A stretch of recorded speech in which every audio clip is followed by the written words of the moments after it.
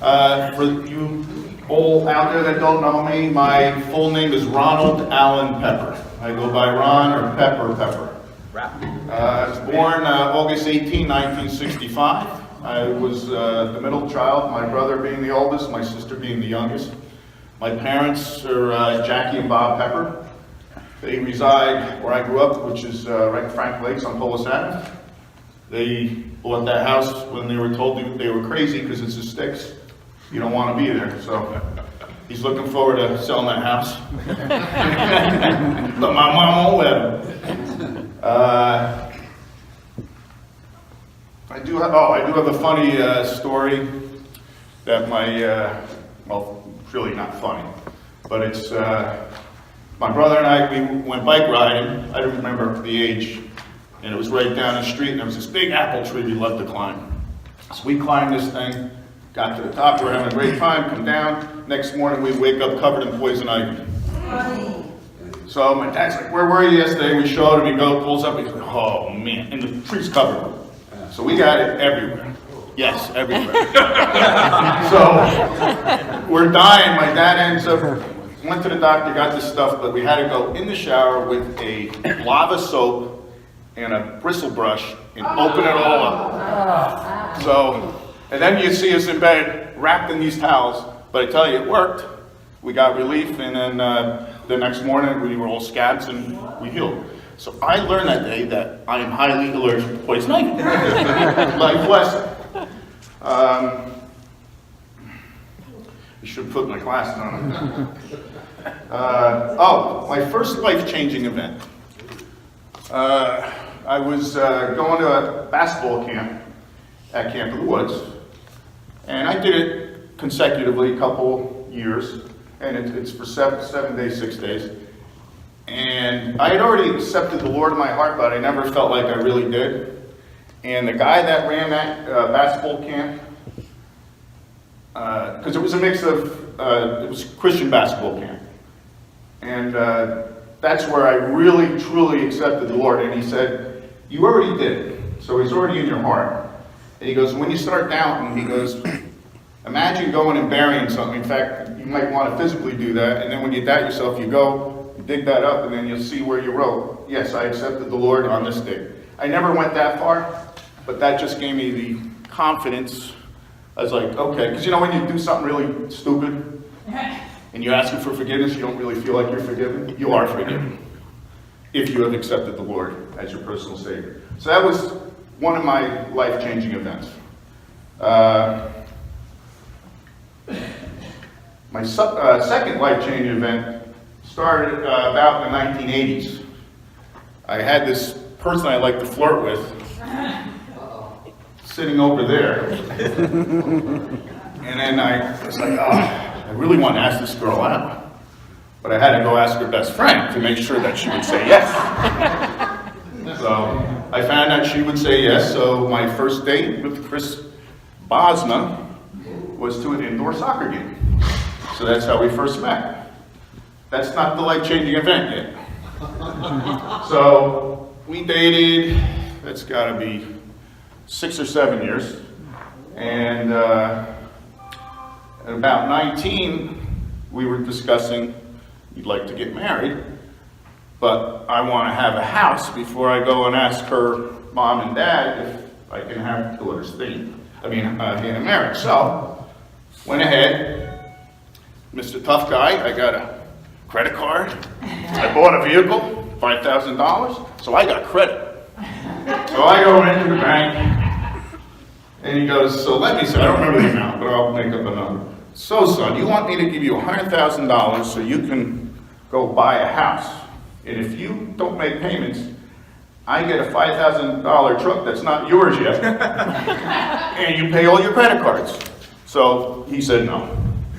So then I went to Dad, and then fast forward, he sat down with the bank, and my ego went a little lower.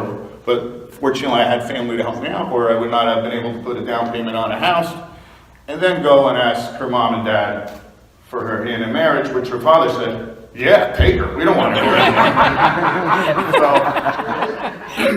So, fast forward a little bit. May 16, 1987, that was the life-changing event when I married my bride. Yeah. So, that's how I got there. A little history on the marriage. First house was in Hawthorne. It was a two-family house, which my sister or my brother-in-law owned with me, and so we were there 5 years. No children yet. Moved from there into Wyckoff, and that's where we've been for the 32 years now, right? I mean, 32 years of marriage. We were there 27, I guess. So in that time we've had daughters, which most of you met, Kara being the oldest, Jamie the middle, and Kelly the youngest. And that's been a ride. It's been fun. We've had our ups and downs. And one of the downs I do want to focus on, because it's a good life lesson for everybody here, especially, a lot of you don't know I had this issue. My third life change event, I had an anger issue that I didn't know I had. I went on a family vacation. Now when I say family vacation, it's my family. Fortunately, my kids were very young, my nephews were very young, my mom and dad are there. So I mean, everybody's having a good time, right? What are you going to be mad about? So there was some alcohol involved, that didn't help. And everybody takes turns to make dinner. So we're making dinner, and I'm doing cheesesteaks. Chris is helping me. And this is where it's weird. I'm going to cut a lot of detail out just for time. But I don't even remember what and I'm sure I started the argument. But now picture, you got family out right in the living room, I'm in the kitchen, and all of a sudden I'm yelling at Chris. I got to the point where I felt I was out of body, looking at me, going totally insane. I screaming. I don't remember using any foul language. I at least had that control. I don't remember if I threw stuff around, but I remember this distinctly. I go over to the outside door. I open up because I was going to storm out, and I said, no, I don't. Wailed it. I can't believe the glass didn't break. This is crazy. This is all happening. So you think different of me now. But there is a good part of the story coming. So, my sister comes up to me and goes, what's wrong with you? Whack! Hits me as hard as she can in the face. And I go at her like this, and all of a sudden I come to my senses. I'm like, I look, I see my nephews looking at me, see everybody looking at me, and I walked out. My brother's outside, he missed the whole thing. And I go, I just went insane. So I knew I had a problem. Rest of the vacation wasn't so good. Obviously, Chris didn't have a whole lot to say to me. Tried going into a bed, and you know you don't belong there. And I just I apologized, but I apologized to my mom and dad, I apologized to my sister. But Chris has forgiven me, but that was bad. So now I knew I had a problem. This is not normal. And the weirdest thing, well, I met this guy, Peter, at church. And he is a personal coach. And he called me, because I prayed to God about this. I said, I need help. So this guy calls me, not out of the blue, but it was out of the blue. But to me, it was meant to be. So he gives me a call. He goes, I'm starting this personal coach thing, and I'd like you to be a candidate. It's free. What is that? So explain what it was. It's to help with business or this, or you have any issues. Oh, I have an issue. Sat down with him. He saved me. And I was a very negative person too, always negative. Going golfing, oh, it's gonna rain. Because it's just gonna, because that's what what a horrible person. But that's what I was always very negative, which I found out was part of my anger issues. So what he helped me discover is a trigger. What triggers your anger? I feel something right down here, and it literally creeps up the neck, and that's when I'll have to say, we have to stop this conversation right now. Why don't we talk about this later? So, but then I started reading all these, which he introduced me to, these self-help books. Everything focused on positive, positive, positive. People have, now this is years, how many years ago was that to you? It's a long time ago. And Chris has noticed the difference. I mean, there's been times that I've never gone there again, but times I just told the comments, I gotta go. I gotta get out of this situation. This is not good. Not letting that old self come back ever again. So anyway, the books helped, and then stay around positive people helps. But just your life changes. So if you're a miserable, negative person, you're not a bad person. You just gotta make yourself change, and it's not easy. It's not easy. It's a total different way of thinking, but it works. If it can save me, it can save you. Right? That was a pivotal moment in my life. How did I end up in Rotary? I don't know how many years I've been here now, 16, 17. But I went to one of the beefsteaks. And Gordon always says, nobody ever comes to Rotary after a beefsteak. I said, Gordon, I did. So I got invited to beefsteak by John Kish, who never showed up ever again after I joined. He said, I'll meet you there the first day. He didn't show up. I'll meet you there the next, but that's besides the point. The good thing is he invited me to this beefsteak. And I saw what the gift of life was. And I said, I want to be a part of that. That is awesome. So that's what got me in the club. And then I came, that's when this wasn't here, the brick house. It was just a little dining room over there, when they used to leave wine out for Emmy. Now, there was one time somebody left a bottle by a chair, so Emmy and Bernie. Oh, it was so funny. That was funny. But anyway, and then I went to a couple meetings. People were what's nice is I ended up knowing some people there, so that helped. But, I felt welcome immediately, so much so they said, it's time for you to be president.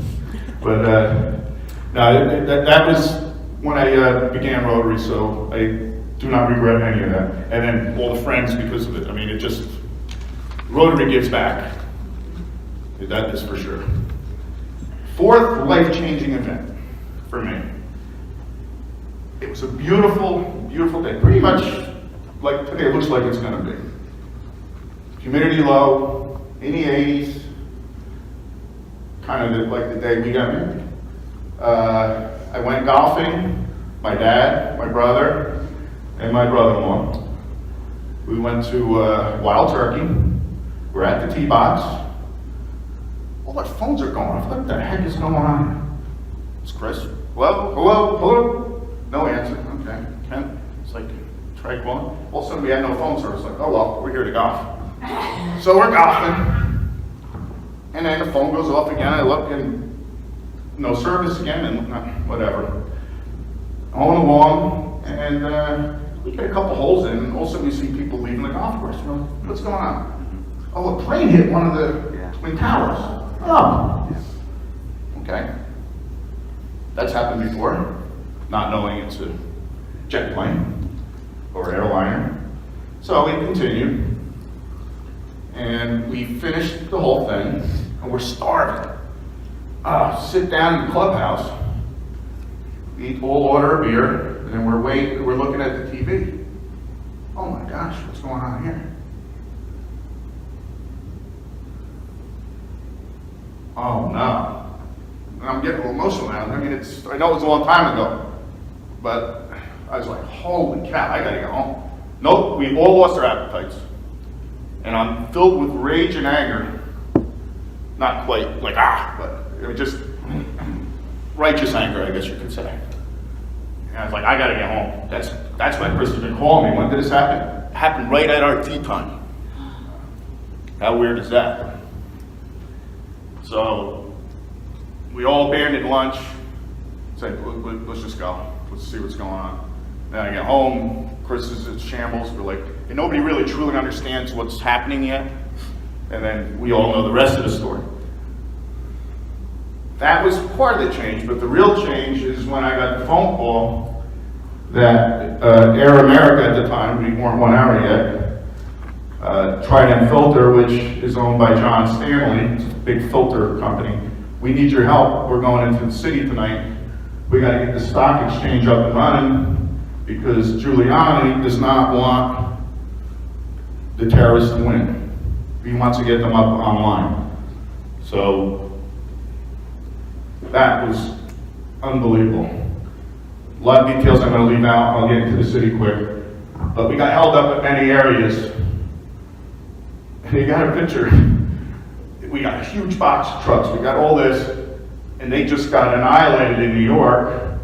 So they started opening up everything, looking for bombs, whatever. They don't know who we are.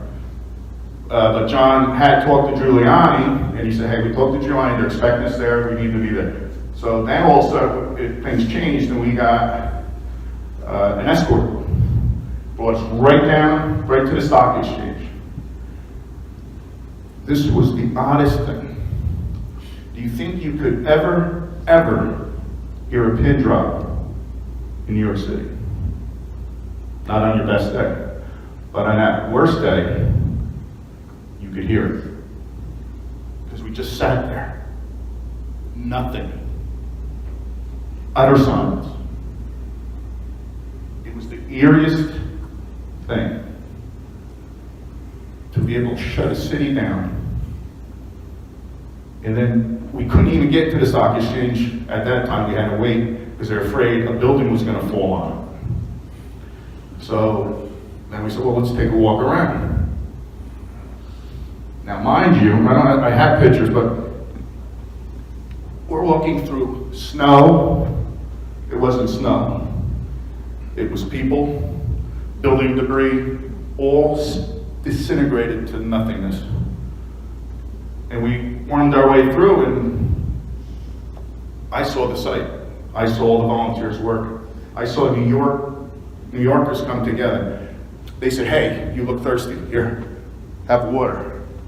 I went to a bar to use not to get a drink, into a bar to get to use the bathroom. They said, sure, go ahead. Hey, you guys need anything? It's all in the house. No, I'll take some water, that'd be great, I gotta work. He goes, no, whatever you guys need. They opened up their businesses, what was left of them. I mean, it was heartbreaking, but it was also very patriotic.